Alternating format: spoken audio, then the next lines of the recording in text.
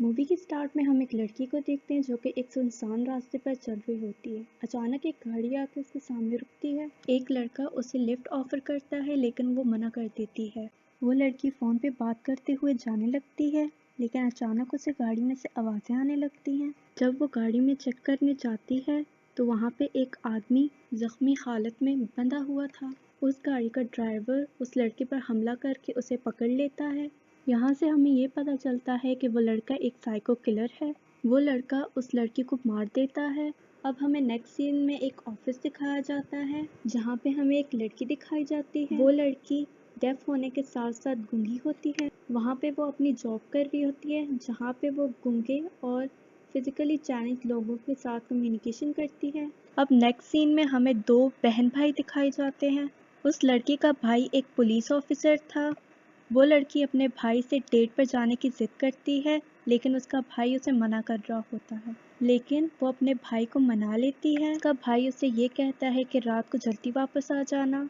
यहाँ पे हम ये भी देखते कि इन दोनों के माँ बाप मर चुके हैं। उस लड़के की बहन डेट के लिए चली जाती है। नेक्स्ट सीन में हम उसी डेफ लड़की को देखते हैं जो कि अपनी माँ को पिक करने आई होती है। हम देखते हैं कि उसकी माँ भी डेफ और साथ में गूंगी होती है। दोनों माँ बेटी एक दूसरे से साइन लैंग्वेज में बात करती हैं और ये कहती हैं कि आज हम लोग बहुत इंजॉय करेंगे। नेक्स्ट सीन में हम उसी लड़की के भाई को देखते हैं। पूरे घर को चेक कर रहा होता है लेकिन वो देखता है कि उसकी बहन अभी तक वापस नहीं आई। नेक्स्ट सीन में हमें वही दो माँ बेटी दिखाई जाती हैं। उस लड़की की माँ बोलती है कि मैं खाने के लिए कोई चीज ले आऊं। उसकी माँ जा रही होती है। तब हम देखते हैं कि वही किलर अपनी गाड़ी में बैठ के उन दोनों को देख रहा होता है। वो किलर उस लड़की की माँ को देखता है और उसका पीछा करने लगता है।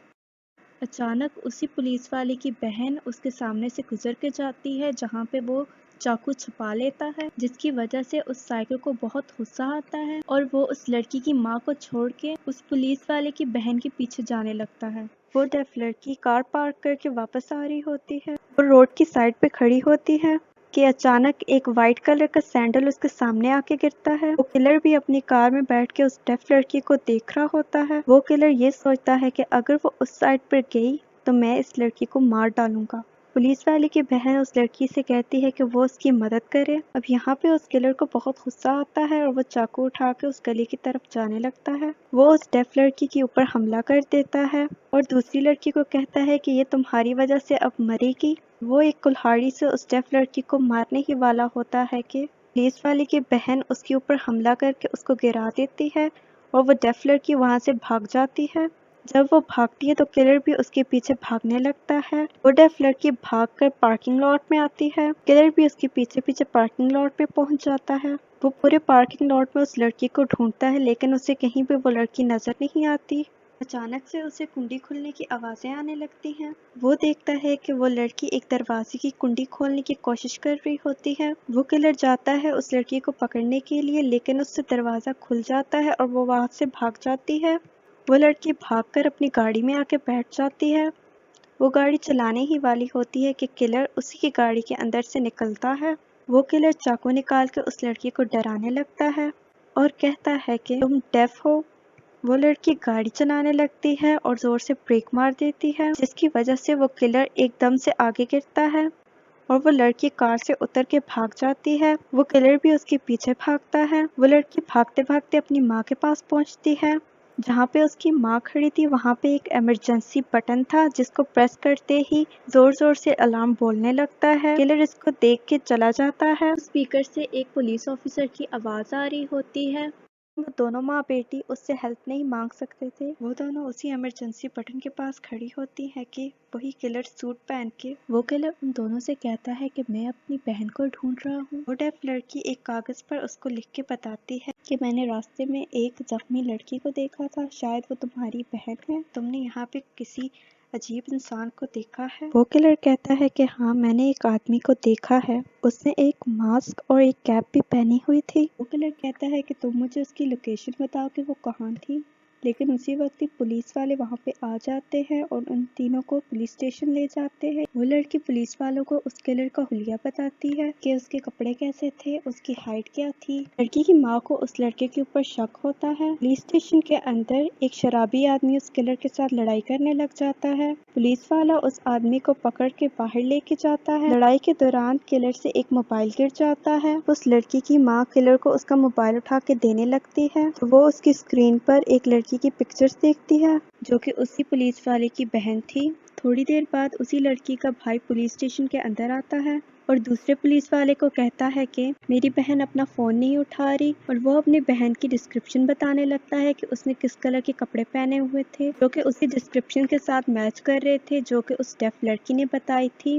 वो अपनी बहन की पिक्चर निकाल के सबको दिखाने लगता है। जब उस डेफ लड़की की माँ उसकी पिक्चर देखती है तो उसको पता चल जाता है कि वो आदमी ही किलर है। जब उसका भाई अपनी बहन की पिक्चर निकाल के उस डेफ लड़की को बताता है तो वो कहती है हाँ यही वो लड़की है जो कि जख्मी हालत में थी। उस डेफ लड़की की माँ सबको बताने ही वाली होती है कि ये किलर चाकू निकाल के उस लड़के के भाई की तरफ बढ़ता है उसको मारने के लिए, लेकिन वो बच जाता है।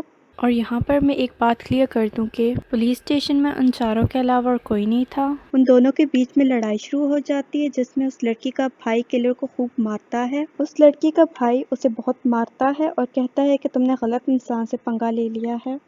वो किलर कहता है कि हाँ मैंने ही तुम्हारी बहन को पकड़ के रखा हुआ है। उस लड़की के भाई को बहुत गुस्सा आता है और उसे और मारने लगता है। इसी दौरान पुलिस वाले अंदर आते हैं और ये लड़ाई देखकर उस ऑफिसर को ही इलेक्ट्रिक शॉक दे देते हैं कि वो एक विटनेस को मार रहा है। वो किलर वहाँ से बचकर निकल जाता है। लड़की का भाई पुलिस वालों को ये बताता है कि वही लड़का किलर था जिसने मेरी बहन को अगवा किया हुआ है।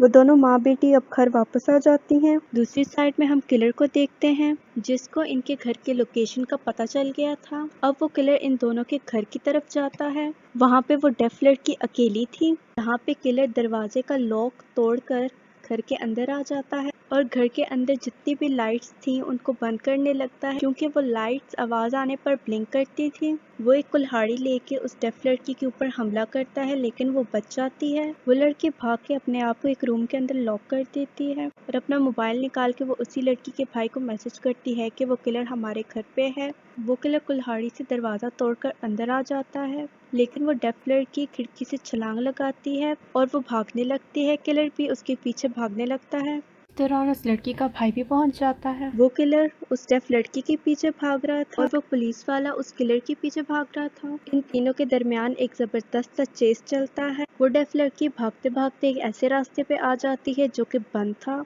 उसके पीछे पीछे वो पुलिस वाला भी उनके पास आ जाता है।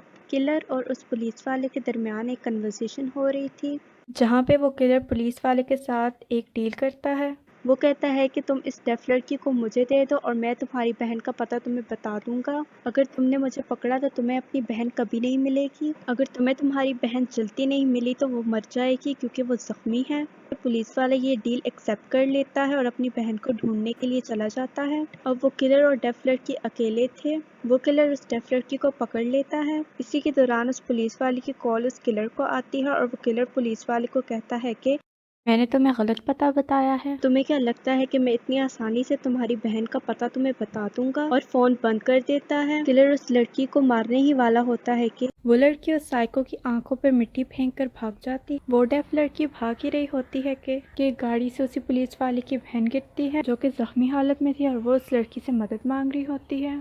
वो डेफ लड़की उस पुलिस वाले की बहन को लेकर साइड पे छुप जाती है। किलर वहाँ पे पहुँच जाता है और वो गाड़ी में चेक करता है और देखता है कि पुलिस वाले की बहन वहाँ से गायब थी। दूसरी साइड पर वो डेफ लड़की उस दूसरी लड़की को कहती है कि तुम अपने भाई को कॉल करो, वो कहीं करीब ही होगा। और खुद वो डेफ लड़की किलर को डिस्ट्रैक्ट करने के लिए वहाँ से चली जाती है। किलर उस डेफ लड़की को देख कर उसका पीछा करने लगता है। उस लड़की का भाई आके अपनी बहन को रेस्क्यू कर लेता है। उसकी बहन उसे ये बताती है कि कैसे उस डेफ लड़की ने उससे बचाते हुए अपनी जान को खतरे में डाल दिया। ये सुन के वो पुलिस वाला बहुत शर्मिंदा होता है और वो उस डेफ लड़की की मदद करने के लिए उसको ढूंढने लगता है। और दूसरी साइड पे वो डेफ लड़की भागते भागते रोड पर आ जाती है।